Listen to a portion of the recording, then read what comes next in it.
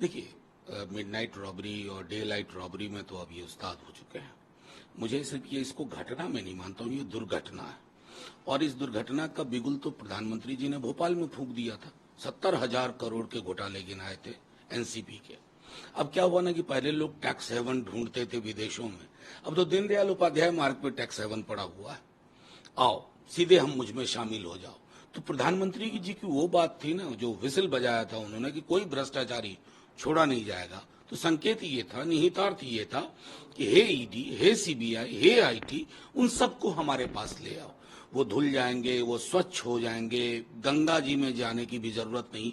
तो एक तरह से विपक्ष मुक्त भारत जिसकी संकल्पना प्रधानमंत्री जी और कोई भी अथॉरिटेरियन लीडर करता है, उस दिशा में प्रधानमंत्री जी ने कदम बढ़ा दिए हैं।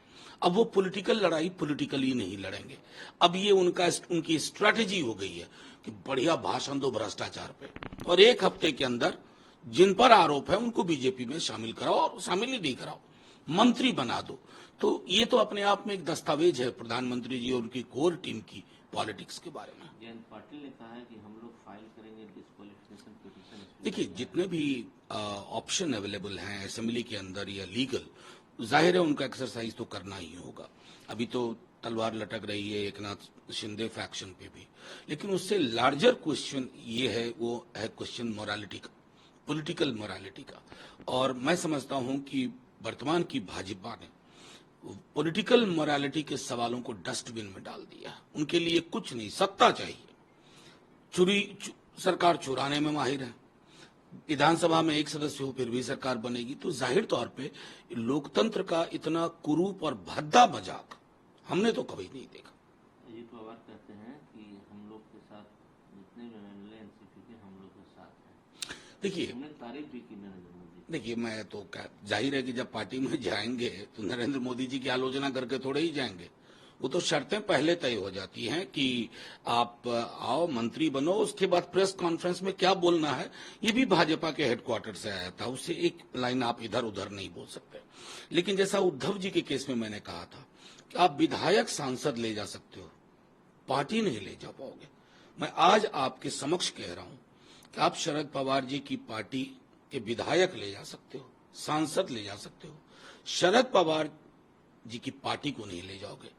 उस आदमी में अभी भी इतनी कुव्वत है कि ईंट दर ईंट वो पार्टी को खड़ा करेगा, और जो भी व्यक्ति है ना जो आज सांसद विधायक बने हैं उनको लाले पड़ जाएंगे।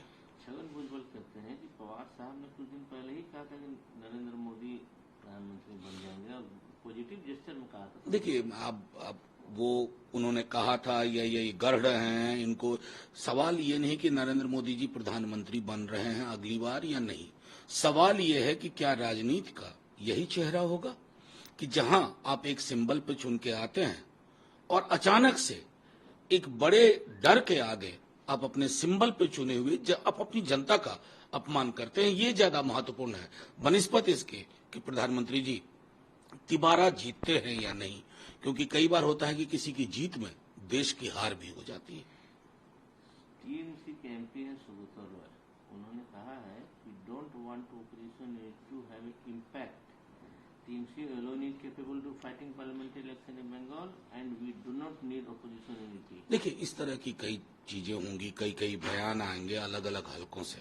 हम जानते हैं कि अपोजिशन यूनिटी में इस तरह के बयान आते रहेंगे, लेकिन लार्जर गोल जो है, जिस लार्जर गोल के बारे में ममता जी बहुत स्पष्ट है, सारी पॉलिटिकल पार्टीज स्पष्ट है, वो लार्जर गोल है एक प्रगतिशील, एक प्रोग्रेसिव ऑल्टरनेटिव देना। और मैं समझता हूं कि आने वाले दिनों में ये जो भी थोड़े बहुत बादल दिखते हैं वो छट जाएंगे। ओवैसी जी ने भी सवाल खड़े किए हैं, प्रफुल्ल पटेल पटना जाते हैं शरद पवार। अब देखिए, ओवैसी जी के बयान को तो मैं इतर रखता हूं, क्योंकि वो तो चित भी मेरी पट भी मेरी अंटा मेरे फलाने फलाने का, उस तरह की राजनीति से मैं समझता हूं कि अगर हम निंदा करते हैं बीजेपी की डॉग विसिल पॉलिटिक्स का, उसके खिलाफ खड़े हैं, तो कहीं न कहीं उसी डॉग विसिल पॉलिटिक्स का दूसरा स्वरूप ओवैसी साहब लेके आते हैं। एकनाथ शिंदे ने कहा कि अब ट्रिपल इंजन की सरकार। अब पता नहीं, देखिए 3 इंजन के बाद तो बीमारी ही होती है। मैंने तो देखा है आमतौर पर ये डबल इंजन जिस महापुरुष ने पहली बार प्रयोग किया तो उसके भी हमने नतीजे देखे अलग अलग राज्यों में कि जहां आपकी सरकार नहीं है वहां आप एड रोक देते हो, जीएसटी के टाइम पे भुगतान नहीं होता है। अभी कर्नाटका में चावल की समस्या आप खड़ी कर दे रहे हो। तो ये राजतंत्र नहीं है कि आप डबल ट्रिपल कर ले। हाँ, ट्रिपल इंजन में एक जो एकनाथ शिंदे जी वाला इंजन है वो कितने दिन रहेगा, ये सवाल के घेरे में।